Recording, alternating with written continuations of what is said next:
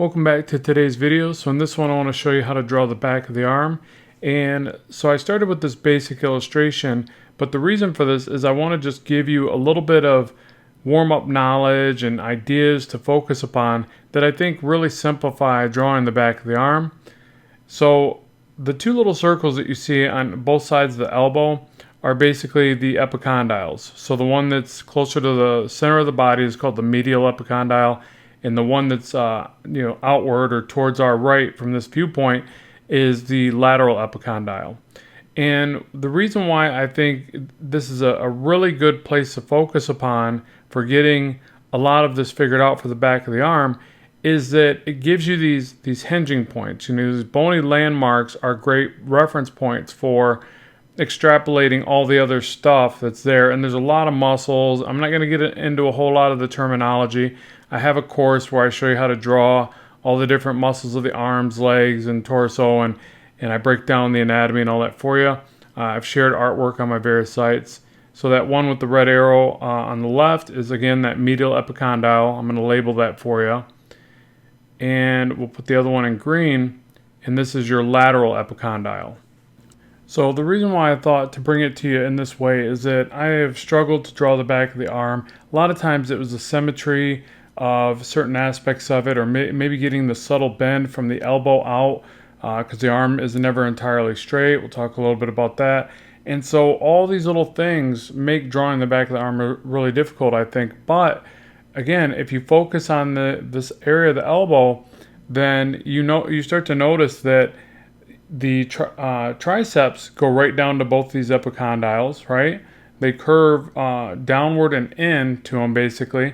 And then your extensors originate or go from the lateral epicondyle down to the back of your hand. So that's an excellent thing to pay attention to.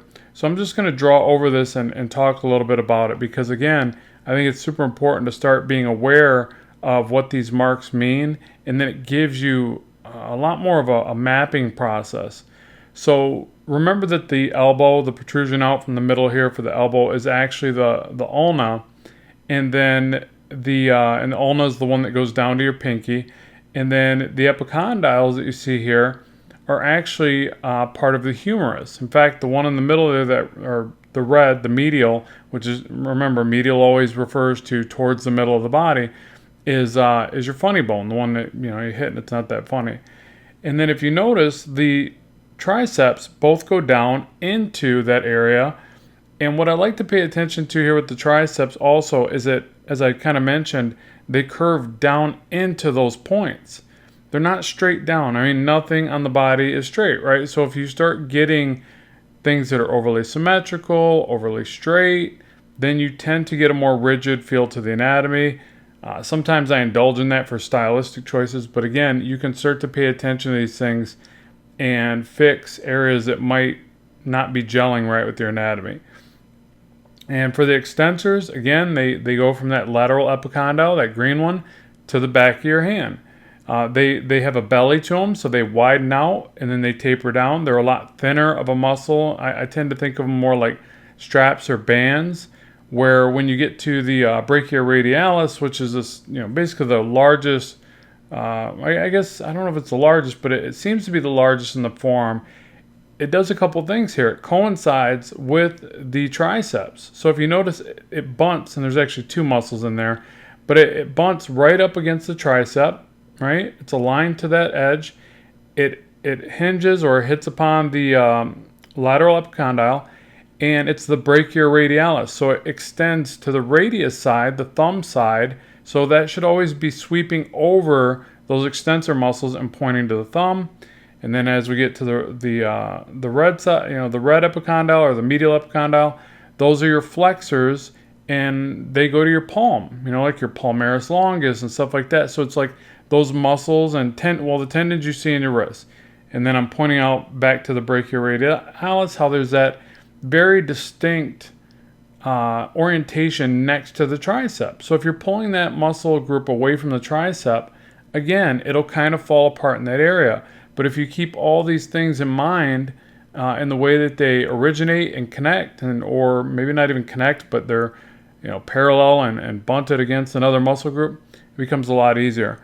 Now another thing that I'm trying to illustrate there for you is to pay attention to the shape that you see from the, I guess it would be the tricep tendon, but just that negative shape, I would call it, above the elbow, below the triceps.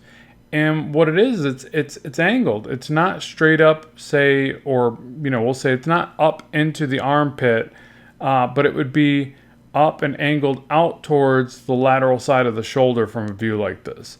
And it has it's not even. It's not, you can't just draw a rectangle there, right? One side is peaked up higher.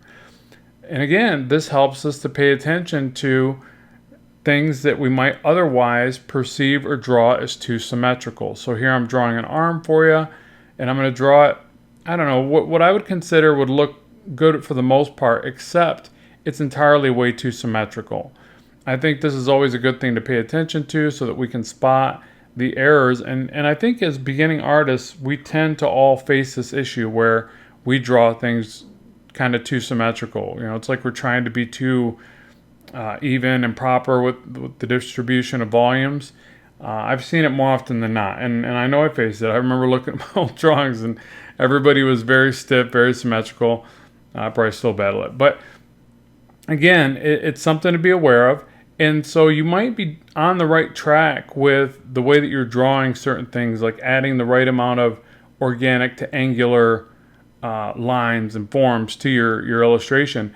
But maybe you're missing some bit of asymmetrical value in the anatomy, or even the way that the muscles, all muscles have a muscle belly, right? So finding where the belly of that muscle is and putting it just in the right place, and it's super important, because what it does is it gives you a sense of correct volume in comparison to the other parts of the body. So you can see just by shifting little angles on that forearm and the arm, I was able to make it look a little more proper. Still wasn't right, but it's a little bit more than just getting that asymmetrical stuff in place, but it is a good part of the work. Okay, so hopefully those ideas got you warmed up, and now we'll go ahead and draw a full version of the back of the arm. And so same rules apply. We're going to start with any kind of sense of structure, and in this case I'm just going to draw a simplified skeleton for the lengths. I'm not going to draw the radius and the ulna, but we know from the elbow down that there's two bones that obviously can rotate and twist over one another, but we're just going to get the established lengths here, and we're going to immediately drop in those bony landmarks, so the elbow and the two epicondyles, because again, the point of this particular lesson is to show you how it allows you to work both up and down effectively through the arm. So this line and angle here, it's helping me to establish the shoulder, but just keep in mind that angle that goes down from the shoulder towards the center of the back is the spine of scapula. It gives you the reference point for the deltoids, as well as the trapezius and the shoulder blade. It's all, again, it's an extremely good bony landmark to pay attention to. And so now I'm just edging out the triceps. Now keep in mind, I am going for a silhouette based style of rendering. Again, going from the landmarks to the idea of volume and silhouettes of the muscles. This takes a little bit of practice. Some people may want to interject another step where you apply cylinders and then attach the muscles over the cylinders. And also, it's generally a good idea, or at least it works well for me, is to focus on angles more at this stage of the work and hold back on organic drawing. So I like to add in the organic lines and drawing over top of the angles.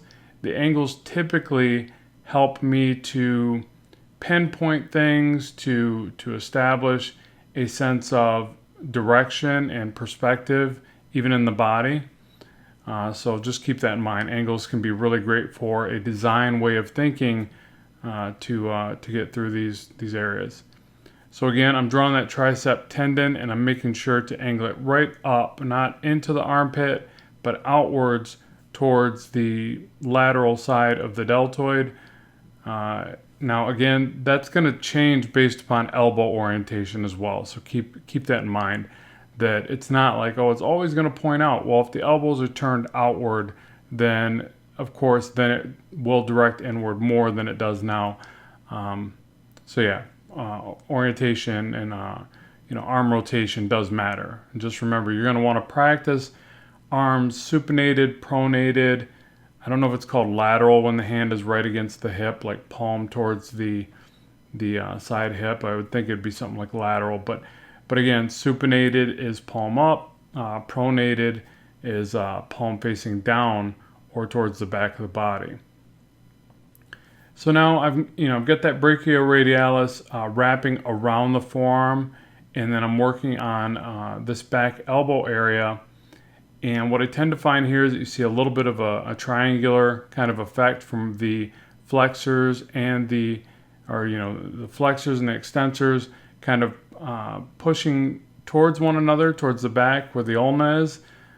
So to me, I try to establish some volume there. You got the epicondyles, which is that little triangular muscle right there that points, I believe it connects the ulna to the humerus. I'll always check your anatomy books, but I'm pretty sure that's what it does. Probably something that helps supination or whatever, rotating the wrist. But now we get the extensors. Again, just to keep them simplified, there's a few muscles going on here. Just keep in mind that they originate from that epicondyle, that lateral epicondyle, to the back of the hand. Again, to me, that just really makes it a lot easier to draw these muscles and to keep them in mind. And this is the thing, like it's easy enough to draw from a picture and just grab what's there and utilize it, right? It's not until you get a certain pose or a certain angle of something you're trying to draw and you just can't see it, it doesn't make sense to you. And then that's when we dig deeper and we study all this other stuff, because once you understand how these muscles work, where they start, where they end, or origin and insertion points, things like that, then you can turn the arms in any which way you want. You'll just know when things aren't right, when they appear broken and when they appear dysfunctional. Like it's because you have that base knowledge to hinge upon. So that's why we do all this work. So I know a lot of times this can seem, like maybe too much, because you could just visually look at something and draw it and be done with it. Why would you need to know all this other stuff? But I don't know. I've learned to enjoy it. So hopefully that's why you're here as well, is because you also learn to enjoy the process of, developing your knowledge on these things. So now we can get rid of some of these construction lines. You see, I kind of went real heavy with the long head of the tricep. I did that intentionally. I'm going for a very stylized rendition. I like to exaggerate proportions. You'll see as we render this, it's going to get really kind of weird and wild looking. But I like that type of stuff for comic art. But I still like it to have some base understanding of the anatomy, so that I feel like I'm not just making it up as I go. I think there's been enough of that in my work of the previous years where I did a lot of that. I made up things as I went. But again, I'm just circling the elbow area and saying, really focus on that spot. Understand that if you can utilize those bony landmarks, they can be a great way to work out from there and not have to do so much guesswork. And so now I'm just going to soft erase it and clean it up a bit. I'm kind of point out some things, one more time. Like, I really think it's kind of neat to pay attention to how the triceps, wrap into those epicondyles. They're not just always straight down. They have, maybe in a more flexed position, but they have a lot of curvature and tension into those points that I think is helpful to pay attention to. Again, the brachioradialis, how it bunts up right against the tricep, on this side, the short head of the tricep, and then how the extensors go from underneath that point of the brachioradialis and the lateral epicondyle down to the back of the hand, how the epicondyles points up into that area, and and from here you can just start to think about, okay, Now that I've got the points of direction and I know where they kind of interconnect or, pretty much coincide and things like that, I can start to think about the volume of them. And so another important thing is to practice saying, okay, where's the belly of this muscle? How much volume does it have? Where do I want to point to that volume? And if it's a neighboring muscle and one is a large muscle with a lot of volume, it should probably have more of the shadowing, right? It should get a larger, more dominant shadow. But then if it's like those extensor muscles, then they're going to have kind of some smaller shadows. Or if it's a break in the striation of the deltoid, so you just want to think about these things, because then you start to get a better sense for, a size comparison of volume, big to small muscle groups, which obviously is important. You don't want to shadow everything the exact same way. It just flattens it out, and it takes an otherwise cool drawing and, makes it look less impressive as it could look. So I'll go ahead and time lapse this next part and show you the rendering. Hopefully you enjoyed today's video. I'd love to know what you think. As always, keep drawing, keep having fun, and bye for now.